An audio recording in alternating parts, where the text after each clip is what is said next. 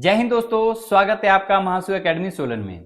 आज 2 जून है और यहाँ पे फर्स्ट शिफ्ट के जो क्वेश्चन हैं वो हमारे तक पहुंच चुके हैं। ये आर्मी, अग्निवीर, जीडी और ट्रेडमैन के मिक्स क्वेश्चन हैं, तो मैं ये क्वेश्चन आपके साथ साझा करता हूं।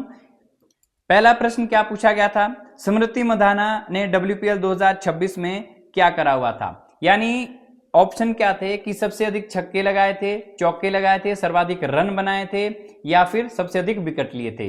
तो स्मृति मंधाना ने 2026 का जो WPL हुआ था उसमें सबसे अधिक रन बनाए थे, जिसके लिए उन्हें ऑरेंज कैप से सम्मानित किया गया था। फिर अगला प्रश्न क्या था?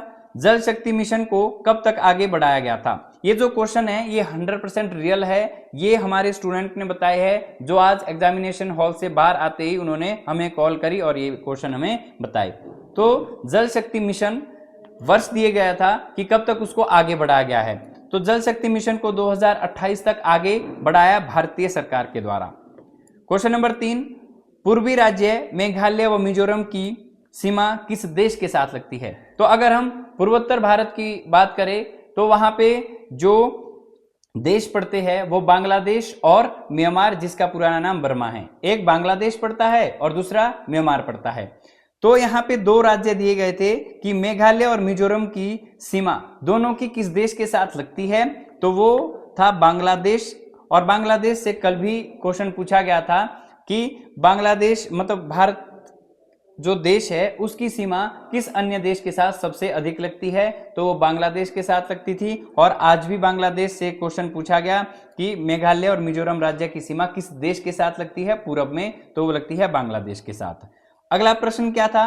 1857 की क्रांति में संत और फकीरों ने कहां से विद्रोह किया था? तो 1857 की क्रांति मोस्ट इंपोर्टेंट टॉपिक है, इसको अच्छे से तैयार कर ले।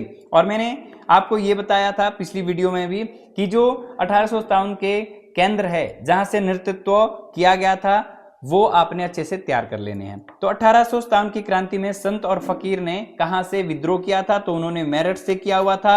ये जो मेरठ से संत और फकीरों का महत्वपूर्ण योगदान रहा वो किससे संबंधित था? उनकी जो गुप्त रणनीति है उससे 1857 की क्रांति के ऊपर बहुत फर्क पड़ा, प्रभाव पड़ा। अगला प्रश्न क्या था? सूर्य के प्रकाश का पौधों में क्या काम है? यानी जो सूर्य का प्रकाश है उसको पौधों के लिए क्या इंपॉर्टेंस है? तो पौधों के लिए सूर्य का प्रकाश अत्यधिक महत्वपूर्ण है, क्योंकि इससे प्रकाश संश्लेषण यानी फोटोसिंथेसिस जो प्रोसेस पेड़ों के बीच चलता है वो सूर्य के ताप से ही चलता है। अगला था, ब्रह्म समाज की स्थापना किसने करी हुई थी? तो जो ब्रह्म समाज है इसकी स्थापना राजा राममोहन राय के द्वारा करी गई थी और ये उन्होंने कब करी थी? 1828 में करी थी।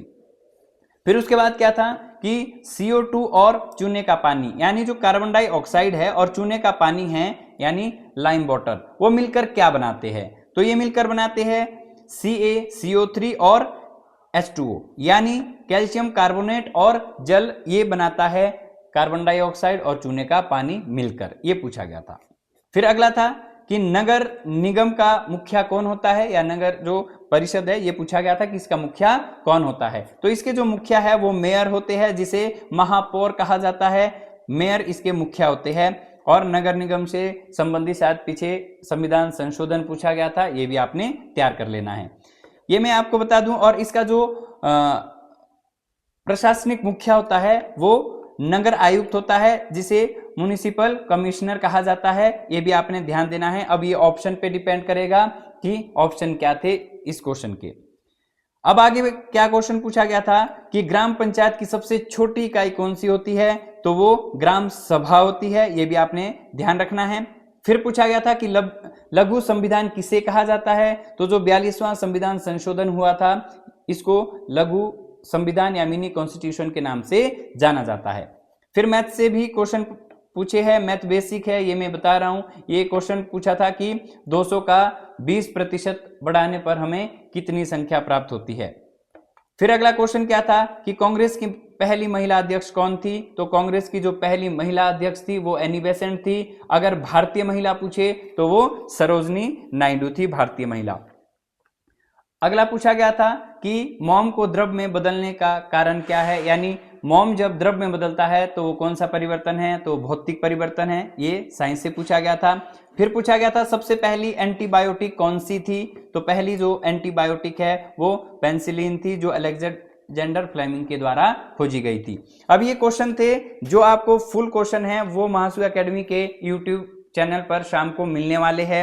आपको मैं ये आइडिया बता दूं कि जिनके एग्जाम अब होने वाले हैं उन्होंने क्या करना है कि जो मैथ और रीजनिंग है इसका रिवीजन करके जाओ, और जो साइंस है वो जितने नोट्स आपके पास है, जिस भी बुक से आप पढ़ रहे हो, बेसिक चीजें पूछी जा रही है। जब उनसे बात हुई तो उन्होंने एक बात और बताई कि जो साइंस के क्वेश्चन है वो बेसिक नॉलेज से आ रहे हैं। बेसिक नॉलेज आप बोल सकते हैं, जैसे मान लो कि हैंडपंप से निकाला गया पानी वो कौन सा पानी है, नदी वाला और समुद्र के द्वारा, नहरों के द्वारा या भूमिगत जल। मतलब ये आपका बेसिक नॉलेज होती है, इस हिसाब से आपका साइंस पूछा जा रहा है। तो वहां पे जब आप एग्जाम दोगे तो पेशेंस के साथ देना है और डायरेक्ट आंसर नहीं करना, पहले ऑप्शन पढ़ लेने हैं, इस चीज का आपने ध्यान देना है। मिलते हैं सेकंड शिफ्ट के क्वेश्चनों के साथ, तब तक के लिए जय हिंद जय भारत।